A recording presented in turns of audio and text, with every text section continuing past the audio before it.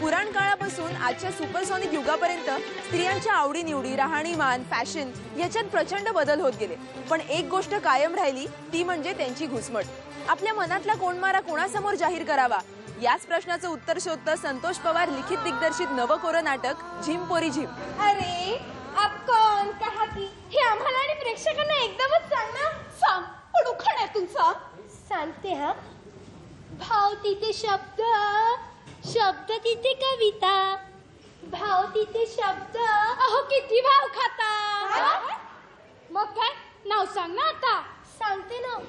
भाव तिथे शब्द, शब्द तिथे कविता, तुझं पाशी सांगणारी पुलांची मी गीता.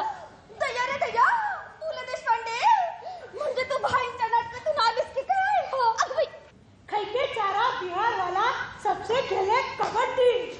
अरे खैके चारा बिहार वाला सबसे खेले कबड्डी. ऐसा है हमने लालू जी और हम उनकी रबड्डी.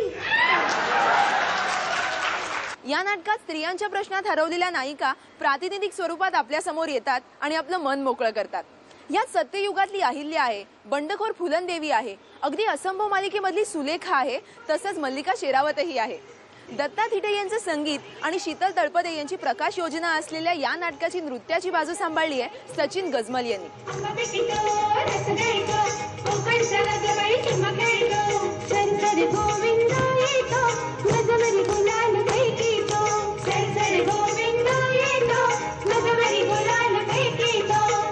आमच्या यांनी झोपेतच विश्वामित्राला वचन दिले होते आणि त्या वचनाची पूर्तता करण्यासाठी त्यांना धन कमी पडले, म्हणून आमच्या यांनी मला विकले. म्हणजे ही हरिश्चंद्र राजाची तारामती. बाई तुला आम्ही ओळखलं नाही ग. क्षमा कर, पण तू इथून जा. पण का? उगाच गमती जमती तुला काहीतरी बोलायचो, कोणाच्या तरी भावना दुखायच्या आणि हा मांडलेला खेळ मोडायचा ना. हो ना. ठीक आहे, मग मी तारामती नाही. दागिने काढले, बांगड्या पण काढल्या, साडी पण नीट करते. गोष्ट खूप इंटरेस्टिंग आहे. स्त्रियांवर अत्याचार हा अगदी घासून वापरून गुळगुळीत झालेला शब्द आहे, पण या नाटकाचं प्रेझेंटेशन टोटली वेगळं आहे. कारण मलाही काय अत्याचार करतात, नुसतं रडून रडून काय होणार आहे असं मला नेहमी वाटत होतं. आणि त्यातून मला ही कल्पना सुचली की हसत खेळत पण स्ट्रॉंगली हा विषय मांडण्याचा मी प्रयत्न केला. बुश गेले ओबामा आले. कोण? बुश ग. बुश गेले ओबामा आले तरी लादेन नाही दमला. पुरुषांच्या तालिबानी हमला ओपन करणारी मी तेंडुलकरांची कमला. अगं बघताय काय? चला चला चला, ओटी भरा, माझी ओटी भरा. का? अगं तारामतीची ओटी भरून तिला पाठवली ना, तशी माझी बी भरा, मी बी जाते. कसं नाही ग, तिच्यात आणि तुझ्यात फरक आहे. ती बाई आहे, मी बाई आहे. तिला विकली, मला विकली, आणि काय फरक आहे? फुलनदेवी आहे, बाजीरावांची मस्तानी आहे, असंभव मालिकेतली सुलेखा आहे, 4 दिवस प्रेमाची या मालिकेतील सुप्रिया इनामदार, ह्या जे कॅरेक्टर्स प्रेक्षकांना भावलेलं आहे, प्रत्येकाला आवडलेलं आहे, अशा कॅरेक्टर्स, अशा बायका आहे स्त्रियांचं प्रतिनिधी म्हणून या रंगमंचावर अवतरतात. ह्या बायका जर ह्या कॅरेक्टर्स किंवा ह्या बायका जर विचार केला तर कधी एकत्रच येऊ शकत नाहीत. अशा बायका प्रथमच एकत्र येतात आणि त्यातून जे काही नाटक घडत जातं ते मला वाटतं बघण्यासारखं आणि मुद्दाम बघायला, कारण असं नाटक पुन्हा कधी बघता येणार नाही. क्षणात होती संभव सारी, क्षणापूर्वी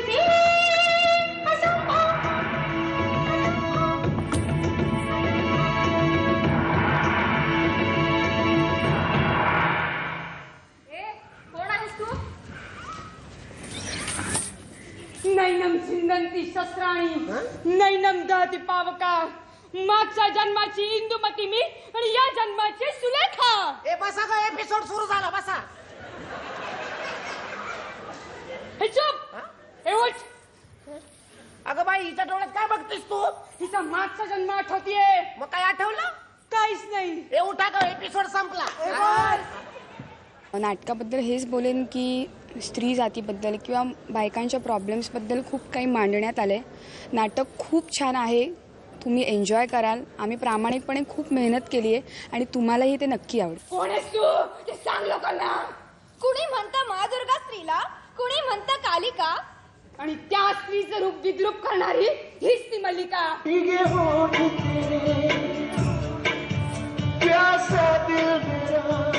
वाटलं होतं स्वातंत्र्यानंतर तरी मनासारखं राहायला मिळेल, वागायला मिळेल, हसायला मिळेल, पण नाही. बाईच्या जातीला संघर्ष 5वीलाच पुजलेला बोल.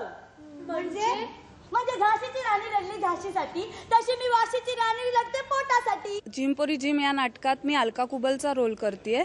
मी या नाटकाबद्दल बोलायचं झालं तर सगळं या नाटकात 13 मुली आहेत आणि एकूण सगळं बायका आणि त्यांचे अन्याय होणार आणि या सगळ्या गोष्टीवर हे नाटक बोलतं. अगं बाई, ही बाई का भडकली?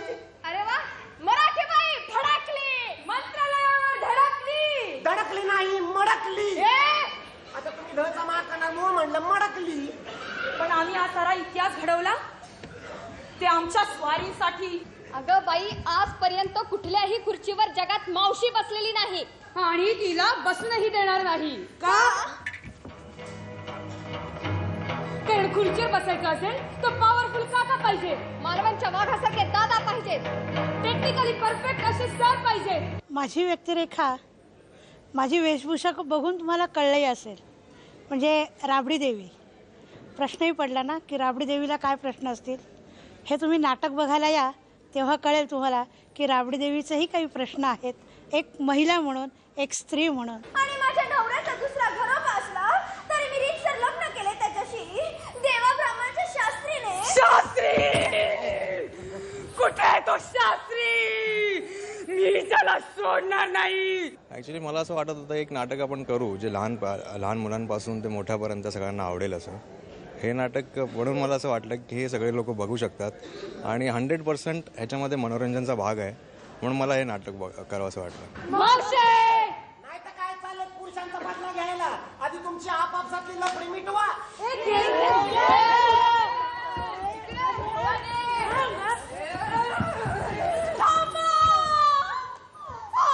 चढते पदर पसरते, कायदा हातात घेऊ नका. हो, मी ही तेच सांगते, कायदा हातात घेऊ नका, कायदा माझ्या हातात घ्या. मग बघा सगळं कसं नवनिर्माण करते ते.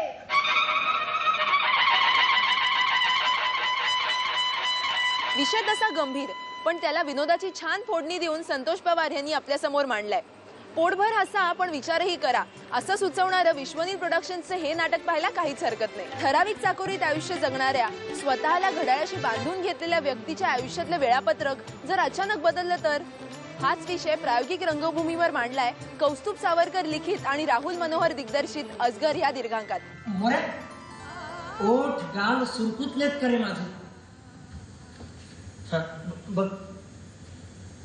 होय. नाही काही सांगतो नाही येऊ चालू साहेबांनी. माझ्यावरही एक राजा होता, त्याच्यावरही मी काही एकटा नाहीये. परफेक्ट जमतात, अगदी परफेक्ट. मी प्रेक्षक म्हणून गर्दी केली, विकृत बघ्यांसाठी, आणि घोषणाही चालू आहे. जयघोष नको, जयघोष नको. एकाच चौकटीत आयुष्य जगणाऱ्या सामान्य माणसाला रिटायरमेंट नंतरच्या पोकळीत अनेक साक्षात्कार होतात. त्याला जाणवतं की आपण जिला आदर्श मानत होतो त्या चौकटीत प्रत्येक जण कसा आत्मकेंद्रित होता. चित्रम कानोलकरांच्या कथेवर आधारित आणि कौस्तुभ थिएटर्सची निर्मिती असलेल्या या दीर्घांकात अनिल रसाळ, शुभांगी भुजबळ, आकांक्षा गाडे, बबन पडेलकर अशा नवोदित कलाकारांची फौज आहे. मला वाटतं गरबारबाईला चालणं वाईट नाही, गरबारबाईला चालण्यासाठी रस्ते वाईट. गरबारबाईला मुंबईच वाईट. मुळात माणसाच्या भावना इतक्या गोठलेल्या आहेत की त्याच्याकडे विचार करण्याची ताकदच नाही आहे, किंवा ती विचार करण्याची ताकद असेल तर तो विचार करूच शकत नाही आहे. तो नुसताच विचारशून्य धावतोय. असा एक माणूस विचारशून्य धावता धावता अचानक रिटायर होतो. म्हणजे रिटायरमेंट कधी येते हेही कळत नाही. रिटायर होतो आणि नंतर रिटायर झाल्यानंतर मग आपल्याला भावना होत्या, आपल्याला कोणाबद्दल तरी प्रेम वाटत होतं, आपल्याला कोणाबद्दल तरी एक कनिष्ठ भावना निर्माण झालेली होती, कोणाबद्दल तरी आपुलकी होती. माणूस म्हणून असलेल्या अनेक प्रकारच्या त्याच्या ज्या काही भावना आहेत ह्या अचानक त्याला जागृत झाल्यासारख्या वाटतात. कुठे चालले तुम्ही? थांबा.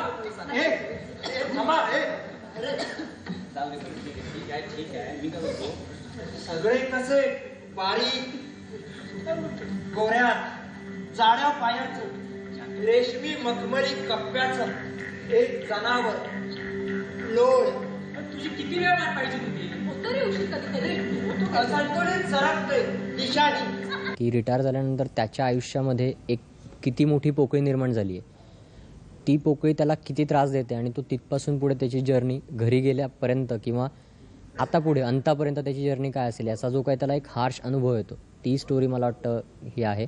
ती मूळ कथा एका कादंबरीतून इन्स्पायर आहे आणि त्याच्यावरून फक्त प्लॉट वगैरे न फॉलो करता त्या कादंबरीचा जिस्ट फॉलो करून लेखकाने लिहिण्याचा प्रयत्न केला. दॅट्स वाय मला ते खूप आवडलं. Who said this? Bloody that fucker boss. Excuse me. I think you are insulting the post. Or feeling insecure. हो, त्या इंग्लिशने ना डोकं पित्त होतं. सतत कपड्यात सकट चेहऱ्याला इस्त्री केल्यासारखं वाटतं. ठीक, सर्वसामान्य माणसाच्या आयुष्यातला हा प्रश्न रंगभूमीवर सादर होताना पाहणं हा एक वेगळाच अनुभव आहे. तेव्हा हा अनुभव नक्की घ्या.